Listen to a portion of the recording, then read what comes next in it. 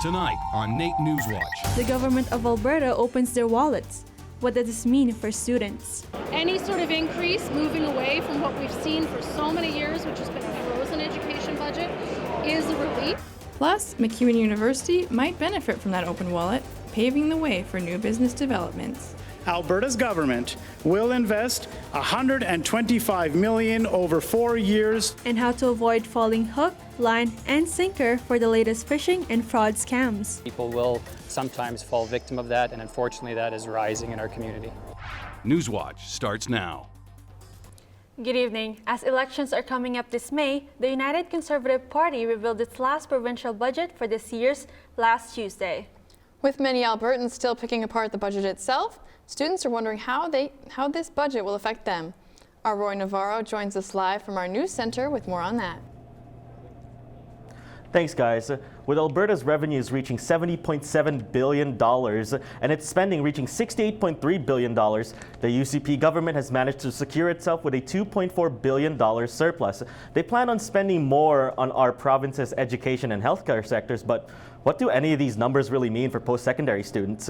In fact, Mr. Speaker, I believe Alberta's best days are ahead. Thank you. It was on a chilly Tuesday afternoon when the new provincial budget for this year was released to the public. Many of the sectors that are being focused on in the budget directly affect the city of Edmonton, like education, housing, and healthcare. The mayor of Edmonton, Amarjeet Sohi, is excited to see where this budget takes Edmonton this year and the years to come. We deserve the support that is necessary to build a great capital city and look forward to that conversation with the parties. However, not everyone was satisfied with the UCP's provincial budget this year.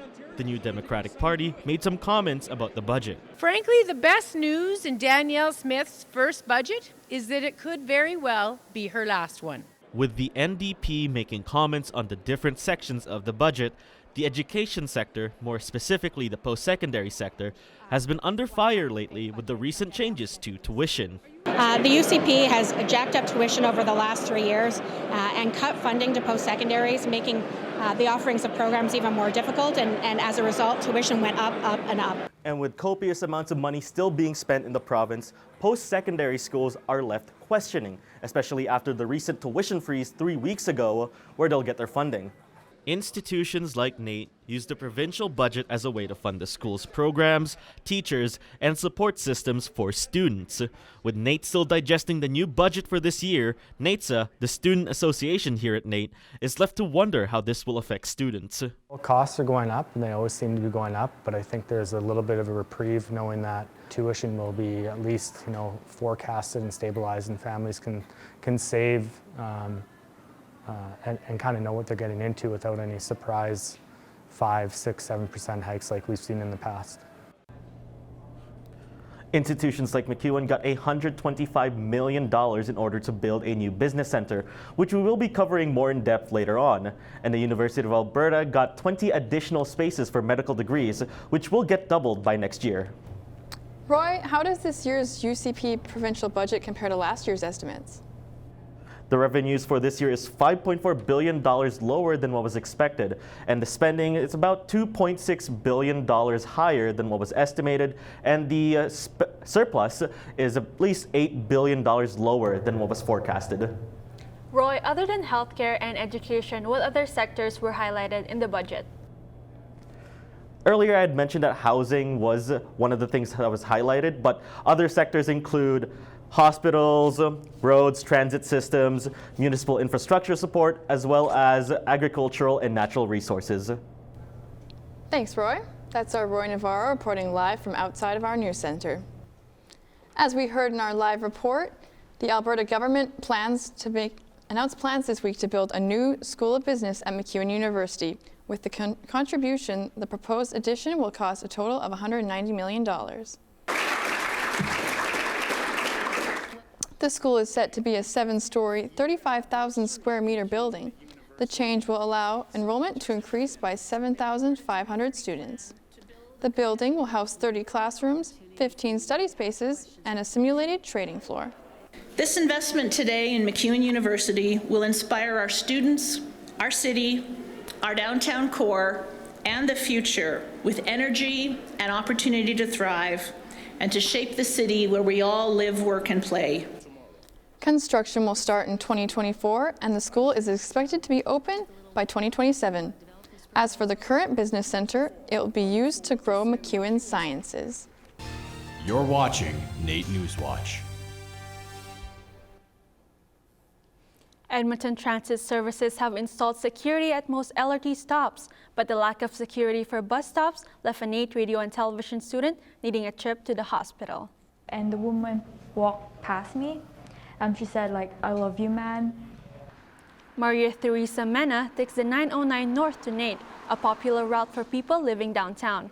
After refusing to give cash, something she didn't have on her, she was attacked by a woman. The attack left her with cuts under her eye, which required medical attention. And I just kept telling her, like, politely, like, I can't really help her. And I saw my bus coming, so I told her I need to go. Then when I was about to walk, she punched me in the face. And I felt some bleeding happening. And when I touched my face, it was like bleeding a lot. But I don't want to miss school, so I tried to get on the bus, but it drove away. Mena thanked the nearby 7-Eleven that was able to help and has since reported the incident to the authorities. Think before you click. This is only one of the ways to prevent being a victim of fraud. As we go into Fraud Prevention Month, it is important to think wisely, ask questions, and keep your wallet in check. Our March, I should say, as Fraud Prevention Month in Edmonton.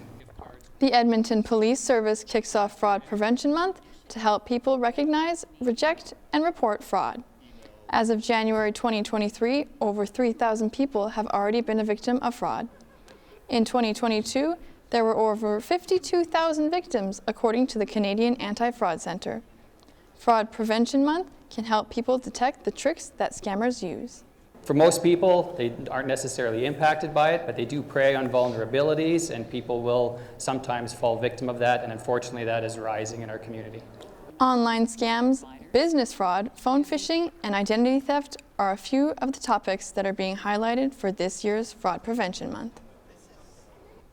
Have you ever been woken up because of noisy vehicles? Well, say no more. You'll finally get your beauty sleep because of a new traffic bylaw. The Edmonton City Council proposed a bylaw indicating that drivers with excessive vehicle noise can get a $1,000 fine. This includes honking, loud music, and modified mufflers, which causes loud noise that can be disruptive to people's quality of life. The bylaw used to be a lesser fine that was only applicable to motorists.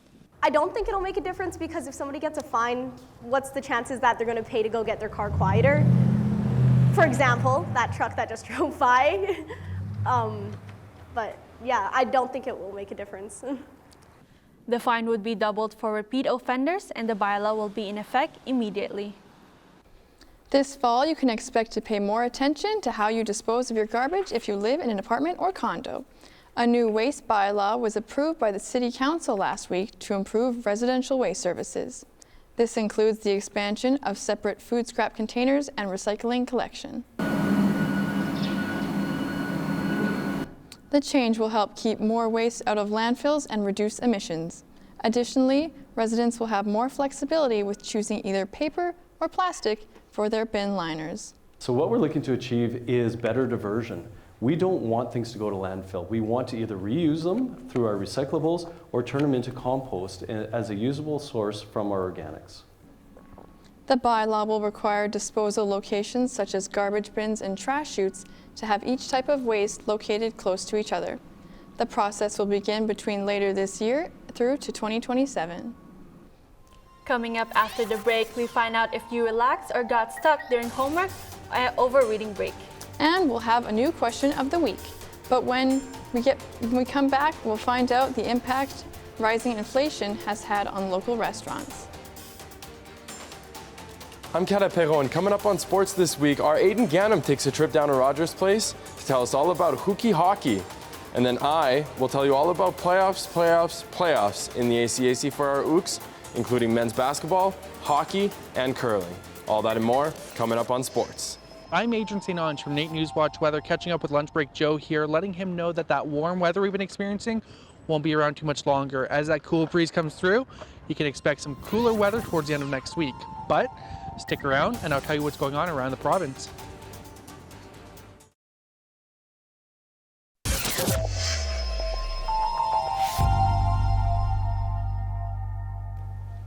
Welcome back. After the cool temperatures over the reading break, I'm really enjoying this warm spell. Same. Honestly, I'm kind of hoping it's here to stay.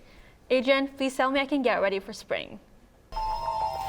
Well, ladies, unfortunately, I have some good news and some bad news. I was on my way to the studio this morning and listened to some ELO. There is some Mr. Blue Sky playing. Seemed pretty fitting for this time of year, but we're not silly. We all know that is that fake spring leading to that second winter that we experienced over the break. Now the warm spell is here, but don't bust out the shorts just yet. It's only here for the weekend. Let's go right into Calgary. They have a high of -3 and a low of -15, but they can expect a snowfall on Sunday, 70% chance of that happening. We're going to go to Jasper now, where they have a better chance of that warm weather, -3 on Saturday, -15 on Sunday, with a 0% chance of precipitation, so there's going to be no fresh snow, unfortunately.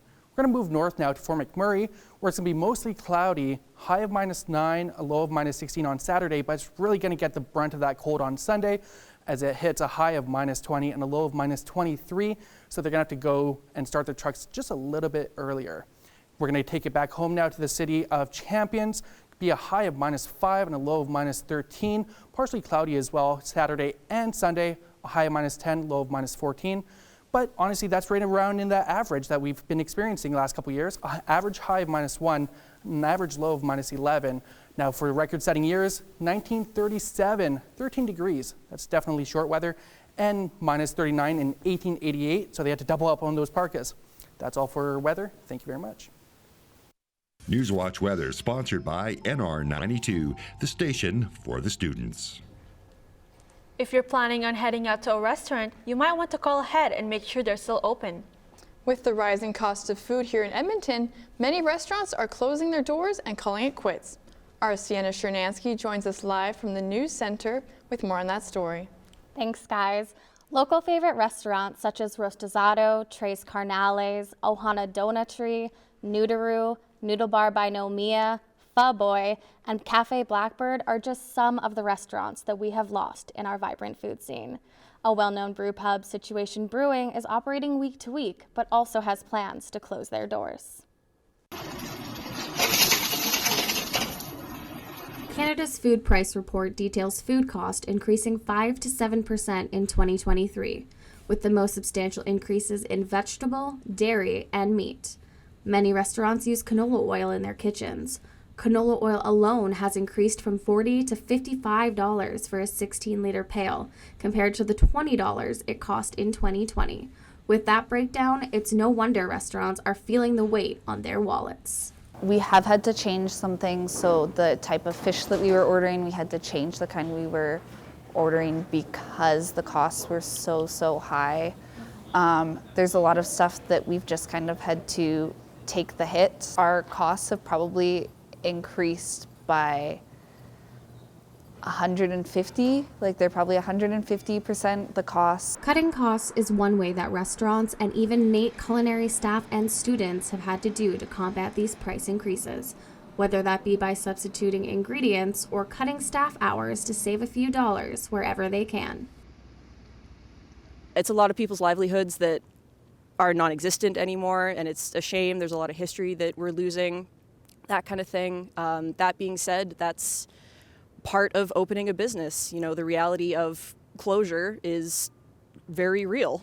Food cost has gone through the roof. That is an issue that we deal with every single day, and there's not really anything that can be done about it. Staffing, back of house, we have a staffing issue. We're understaffed pretty well all the time. The culinary field, as vast and creative as it is feeling the pressure from all sides, but there is only so much increase that can take place before quality and service decreases. And these customers, a lot of us struggled financially during the pandemic. We struggled to maintain secure employment. So these people are struggling to pay for meals. So these restaurants are paying so much more for their material, so they have to charge you more. But as I mentioned earlier, these customers are struggling, right, to afford these meals. So eventually dining in at a restaurant becomes something for the financially elite, and the vast majority of us are not the financially elite. So what does a restaurant do? They close. It seems to be the only option. With food costs continuing to rise, restaurants, culinary programs, much like we have here at NAIT, students and patrons need to work together to keep restaurants and future chefs' careers alive. Sienna, I'm curious, what can we do to help the restaurants we love stay open? Well, Kira, Edmontonians can show their support to restaurants by continuing to dine with them, even if some of the food on the menu is going to be a couple dollars extra now. They can also show support by ordering directly from the store instead of using Skip the Dishes or Uber Eats, because they do take 20% of profit from the restaurants. How will supporting our favorite restaurants help the culinary students here at NAIT? That's a great question, Shania. If you keep supporting restaurants that you love here in Edmonton, you're giving culinary students the opportunity to go out into the field and learn how to cook some of your favorite meals. And you never know, they might end up being the head chef of your next favorite restaurant. Thanks, Sienna. That's our Sienna Chernansky reporting live from our news center. It's time for this week's question of the week, and we're partnered up with the NAIT Nugget to hear your voices and issues that affect you. And voicing your thoughts can even win you a prize. Last week's question was about how teachers should treat Reading Week. First, let's congratulate last week's winner, Juliet_Stosky. She said, "I know it's called reading break, but it would be a lot nicer if we were able to have more break than reading. Plus, it's rude when they have homework due during the break. Just saying." Congratulations to Juliet_Stosky. This week's question surrounds the tuition increasing. A tuition cap of 2% is coming for post-secondary students in 2024 and 2025. Is that a reasonable increase for students? You can submit your response to the NAIT Nugget Instagram page at the NAIT Nugget by leaving a comment on the question of the week post. The Nugget will then pick a random winner for next week's show. Well, Kira, it's that time of the year, and with March Madness in full swing, our own basketball team will get a shot at glory. That's right, Shania. Our Caleb Perot will tell us about the playoff push for our NAIT Ooks. Thanks, guys. Well, we're finally here. It's no secret playoff season around NAIT is a special time. This year is no exception. Let's break it all down. We start with our men's basketball team, who are advancing to championship weekend after cruising to victory in their win-or-go-home game last Friday. This team put in work on Tuesday, preparing for their first match of the weekend against our provincial rival, SAIT. With every game being important, head coach Jordan Baker made sure his team remains detail-oriented. Yeah, I mean, guys I think are ready to play. They're a little bit done with practicing. They want to get out there and compete and show that we're better than what we played against SAIT a couple weeks ago. After losing 80-67 a few weeks ago, the Ooks came close on Thursday night, but eventually lost 88-77 to those same SAIT Trojans. The men's team will take on Ambrose today to stay alive in the tournament. The NAIT men's and mixed curling teams are headed off to Vermilion for the ACAC Curling Championship this weekend. Both teams hit the ice for their last practice before the big weekend. Last year, NAIT managed to pick up 2 bronze medals. For head coach Corinne Flory, she's proud of her team's level of play and is looking forward to the challenge. It's cool to see the intensity kind of pick up a little bit at ACAC Championships. Everybody brings their A game, and it can be anybody's game because everybody just kind of ups the ante a little bit. And it's cool to see the progression of all the players out there at the championship weekend. With nationals over the horizon, this team is looking forward to punch their ticket to the tournament. The men's team will take on Augustana, and the mixed team will take on Portage. Both games start at 8 p.m. tonight. The Edmonton Oil Kings played host to not only the Winnipeg Ice on Tuesday, but also to thousands of elementary to junior high school students from across the greater Edmonton area, all in part of their annual hockey hooky game. Our Aidan Gannam has more. The Edmonton Oil Kings hosted the Canadian Hockey League's first-place Winnipeg Ice at Rogers Place earlier this week. This was no ordinary game, though, as over 10,000 students, teachers, and parents attended the 11 a.m. event, all part of the Oil Kings hockey hooky game, which gives kids a unique opportunity to learn more than what's just taught in a classroom. Although the start time was made to accommodate the kids, Oil Kings diehard fans seem more than happy to share the venue. I like it. I was a teacher for 30 years, so it's kind of cool. And I actually, at my school, started bringing the kids to hockey hooky, so it's kind of neat. And last year was a little sad because of schools still weren't allowing because of COVID, right? So it's kind of nice to see the building filled again, you know. The game wasn't only about hockey, though, as the Oil Kings had special guests during the first and second intermission, teaching students about the peregrine falcon and other natural wildlife. However, it did feel like one big party at some points, and some children were just excited to be there. I'm assuming Winnipeg Ice are going to win. Yeah? I go for Winnipeg, too. I mean, it's already 2-0. Yeah. I don't know. No? I'm going to cheer for the Oil Kings, so hope them. It was a special night for the players as well, as it had them reminiscing of past days as young fans, enjoying the game that they love. Yeah, a little bit. I kind of thought of an 11 a.m. game, kind of thinking back to tournament hockey when I was younger, so it was fun. Well, that'll do it for this matchup. Final score, Ice 10, Oil Kings 1. Obviously a bit of an underperformance from the Oil Kings. That's to be expected from a rebuilding team. The Ice first in the WHL and CHL, so they were coming ready to play. But I think the most important thing here was for the fans and for all of the elementary school students and middle school students. This is an experience that they're not going to forget anytime soon. For NewsWatch Sports, I'm Aiden Gannam. Wow, what a great story. And let's not forget either that there's more hockey coming as well, as the NAIT Ooks men's hockey team will take on Briarcrest for a 3-game series this weekend. Not only that, but also our women's will start their playoffs next week.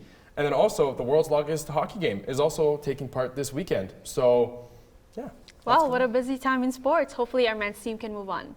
Thank goodness there's going to be good weather for the world's longest hockey game. Thanks, Caleb. Well, Kira, do you have a fear of heights?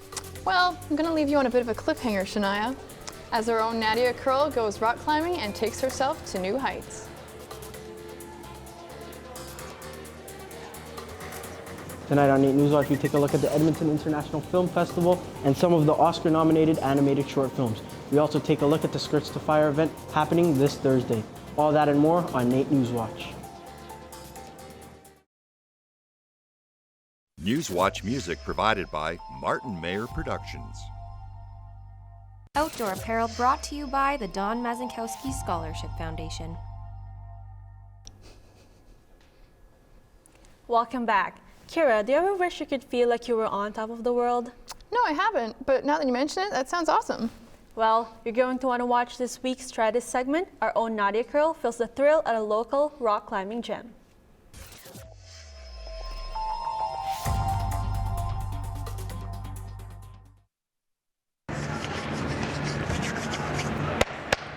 If you're like me, you only like working out if it doesn't feel like a workout. Luckily, vertically inclined rock climbing gym was just the place for me. It's a great alternative for a workout or an exercise activity. It's really nice for a kind of a social aspect.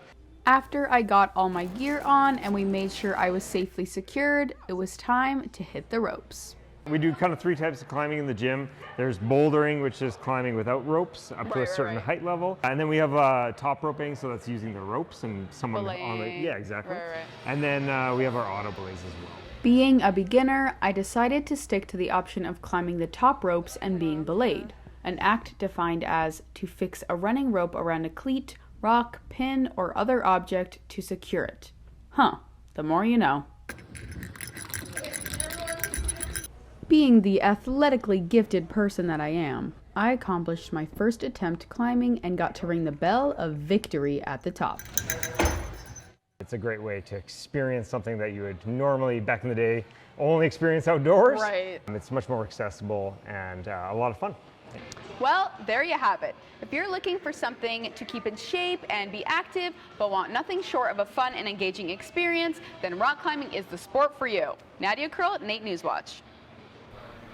Kira, have you ever heard of Skirts to Fire?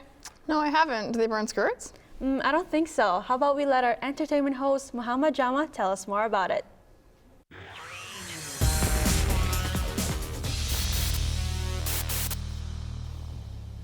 Don't worry, Kira, nobody's burning skirts. Well, we are taking a look at skirts that was completely built from recycled material, as well as we take a look into one of the 4 skirts that was designed to hit the runway last night at its Skirts to Fire opening ceremonies. Really exciting. I'm really honored to be a part of it. Monday at Village Goods, Skirts to Fire debuted one of the 4 skirts that hit the runway last night. The skirt was made completely of upcycled materials, given to the artist by Village Goods. The skirt was inspired to speak on global equity. Although we want to make sure that we have global equity, if we're only celebrating it in small pockets everywhere, we really aren't celebrating equity at all, unless we are including everybody. Skirts to Fire will be going on until March 12th and happens all around Old Strathcona, with their main performance spaces being the Westbird Theatre and Gateway Theatre. Have you ever thought a short film from the Edmonton Film Festival can make it to the biggest night in film?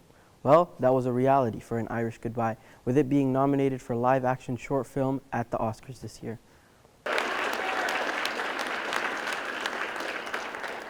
The Edmonton International Film Festival is no stranger to having a short film that would go all the way to be nominated for an Oscar and even win it. 2 years ago, an animated short film in their category went on to win an Oscar. But this year, it's all about An Irish Goodbye, which was a live-action short film shown at this past year's film festival and has made it all the way to the 95th Academy Awards. An Irish Goodbye was a short film that we were able to bring to our festival last year. It's a lovely story, the tale of 2 brothers trying to cross off their mom's bucket list for themselves and get some twists and turns in there. You see what happens, but it's a really, really beautiful story about love and about family. And the Edmonton International Film Festival is proving to be a place you could see award-winning films. This year's Edmonton International Film Festival runs from September 21st to October 1st. After their last journey in Willington, North Carolina, the Scream cast sets their eyes on the Big Apple for the 6th iteration of Scream.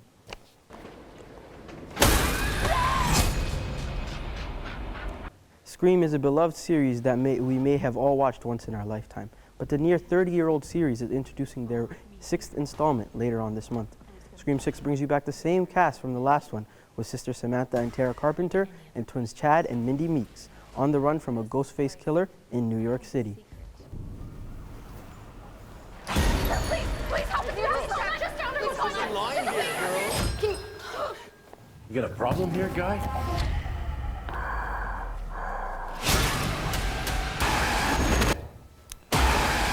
You want me.